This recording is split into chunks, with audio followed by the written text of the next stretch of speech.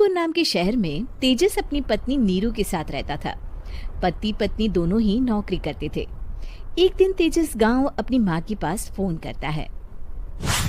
Hello, प्रणाम माँ। जीते रहो माँ, तुम दादी बनने वाली हो हैं? अरे वाह, ठीक है बेटा, मैं कल ही आती हूँ। जब माँ जी शहर पहुंची तो बेटे बहू ने बहुत अच्छे से स्वागत किया। लीजिए माँ जी चाय। अरे गर्मा गर्म पकोड़े ले आओ माँ के लिए। नीरू रसोई में गई और 2 मिनट में ही पकोड़े ले आई। जी ये लीजिए। बहू जादू से बनाए हैं क्या? अभी तो रसोई में गई थी। यम्मी। माँ जी शीला रसोई में पकोड़े तल रही है, मैं बस लेकर आई। हे भगवान, मेरा धर्म भ्रष्ट कर दिया तूने। अब तो गंगा जल से शुद्धिकरण करना होगा।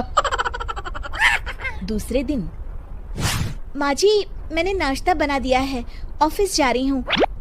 पर अभी तो घर का सारा काम पड़ा है। शीला आती ही होगी, झाड़ू पोछा बर्तन कपड़े वो सब कर लेगी। हमारे जमाने में घर का सारा काम हम ही करते थे। जी माँ जी आप बहुत होशियार हैं, मैं घर ऑफिस दोनों नहीं संभाल पाती। तो जरूरत क्या है घर से बाहर जाकर चाकरी करने की? वैसे भी घर का काम खुद करने से घर में बरकत आती है, समझी? पर माँ जी।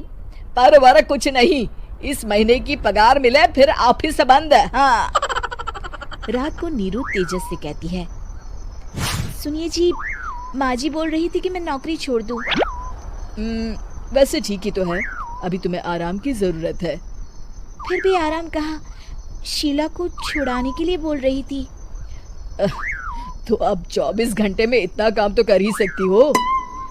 पर जॉब पसंद है मुझे, घर पर मन नहीं लगेगा। अगले दिन जब दोनों ऑफिस के लिए निकल रहे थे मेरी तो कोई कीमत ही नहीं है इस घर में।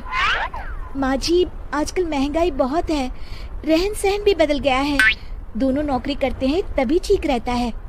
अच्छा, तू कहना क्या चाहती है?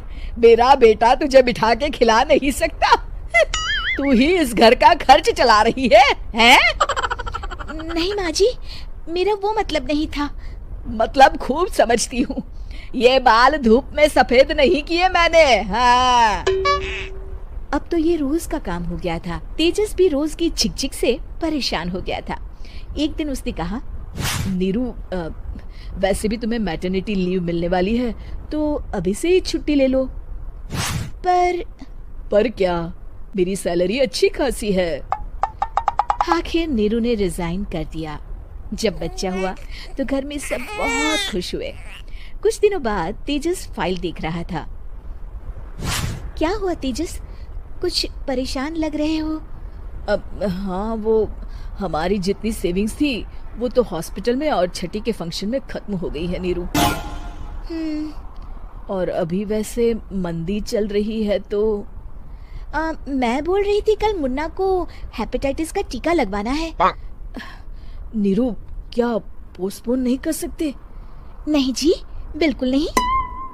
अब तेजस को समझ में आ रहा था कि उससे गलती हुई है।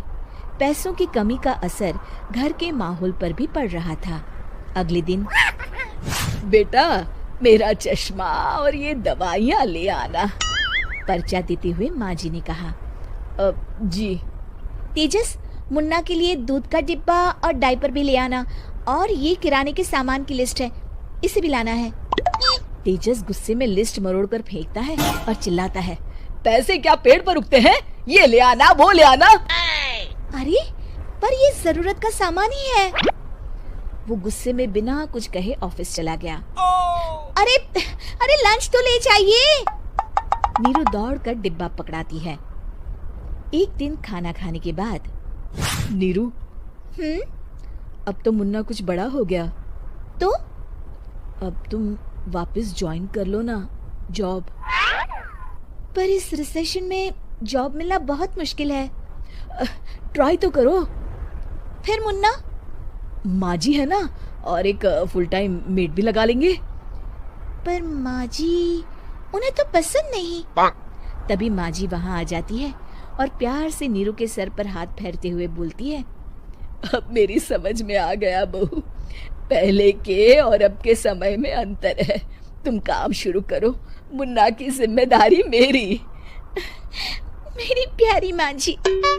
ये कहकर नीरू उनके गले लग गई। शिक्षा, परिवर्तन संसार का नियम है, हमें भी समय के साथ चलना चाहिए।